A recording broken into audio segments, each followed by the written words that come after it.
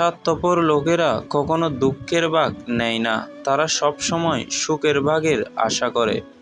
মানুষের সাথে যত কম কথা বলা যায় ততই শান্তি, যত বেশি কথা তত বেশি অশান্তি।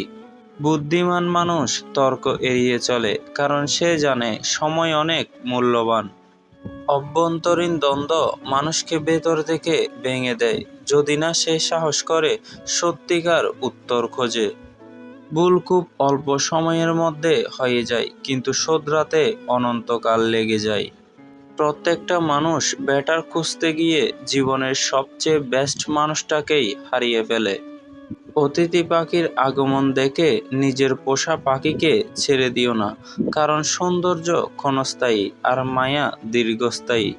অভিমান বড্ড কঠিন, বুঝলে ভালোবাসা বাড়ে, না বুঝলে দূরত্ব বাড়ে। কারো পছন্দের হওয়াটা সহজ, কিন্তু সব সময় পছন্দের হয়ে থাকাটা কঠিন।